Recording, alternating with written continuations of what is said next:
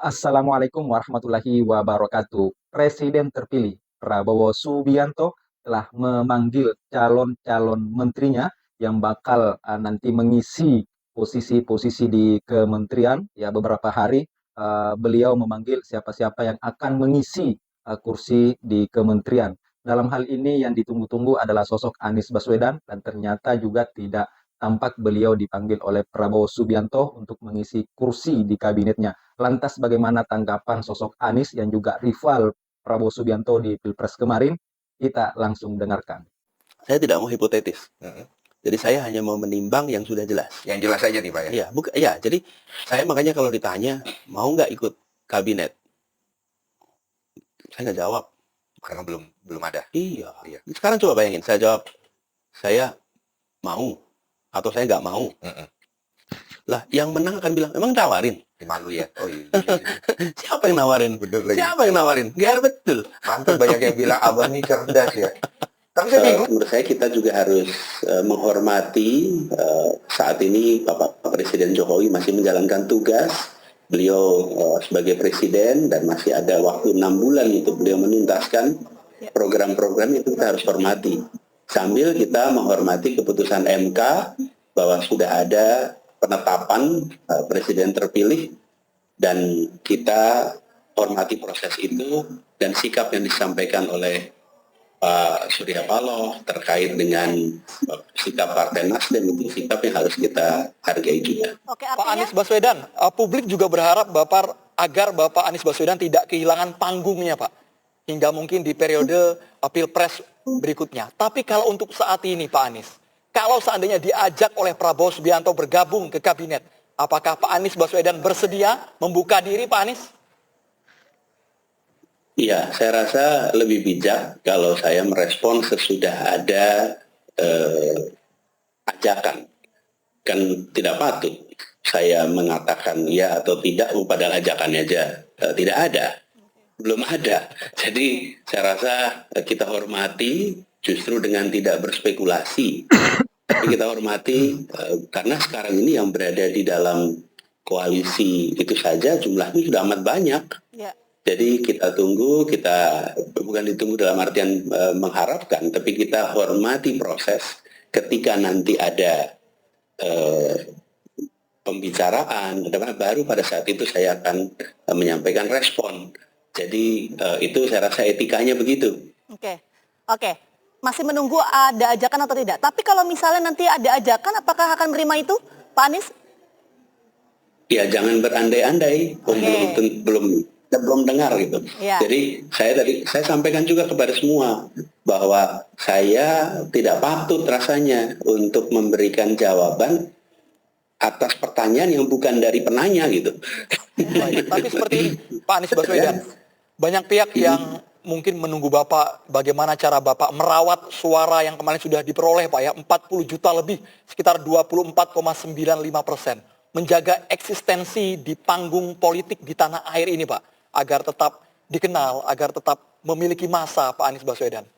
Yang akan dilakukan apa Pak? Ya, kita lihat nanti. Hari ini kami masih fase mau tutup buku nih.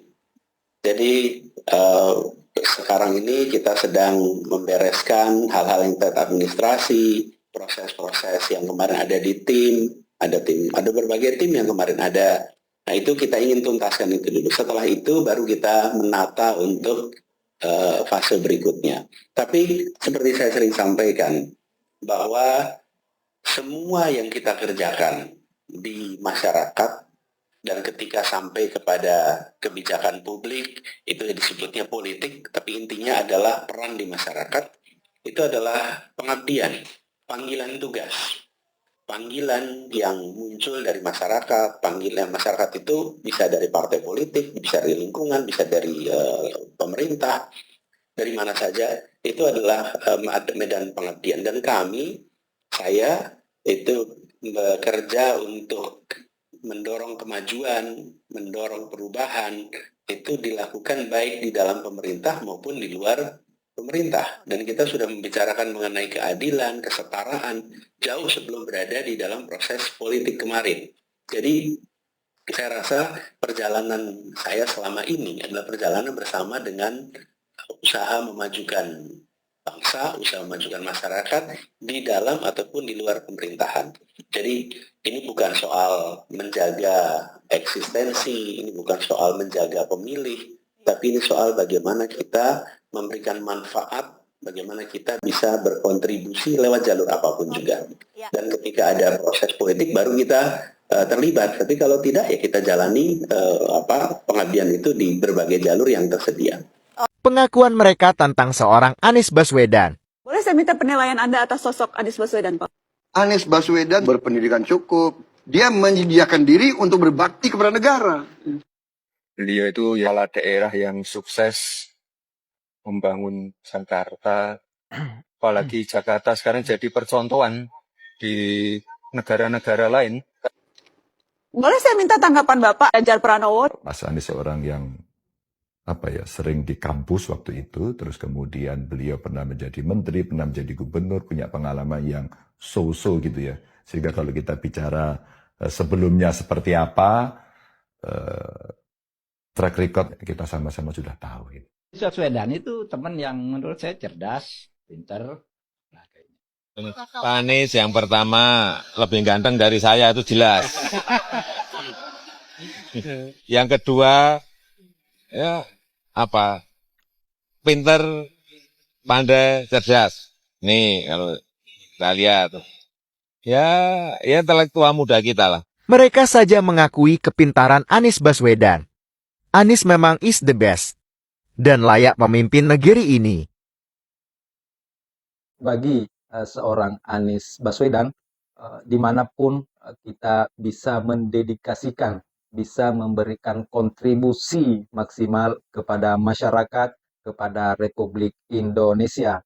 Jabatan bukanlah tujuan dalam pandangan Anies Baswedan, tapi dan itulah memang sesungguhnya jabatan adalah bukan tujuan, melainkan sarana untuk mengabdi, untuk melakukan amal sosial secara lebih luas.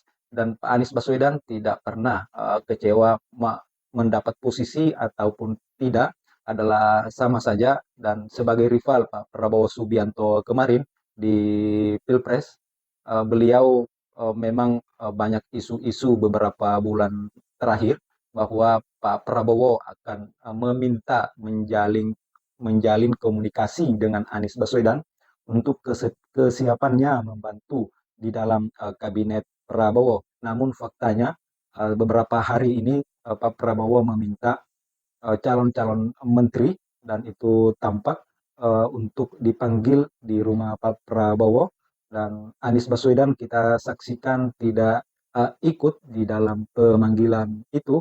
Nah ini di dalam suatu wawancara bagaimana Pak Anies kalau dipanggil menjadi Menteri Pak Prabowo atau tidak, dan kita sudah dengarkan bersama. Dan itulah Anies Baswedan yang punya prinsip, yang kinerjanya, semangat etos kerjanya tidak tergantung apakah ada jabatan di struktur negara ataupun tidak. Karena pada dasarnya orang-orang hebat itu dia bisa memberikan kontribusi dimanapun dia berada. Dia selalu berimprovisasi, melakukan inovasi untuk sebuah pengabdian di tengah bangsa, di tengah masyarakat, dan itulah kita kenal selama ini Anies Baswedan. Sekian, terima kasih.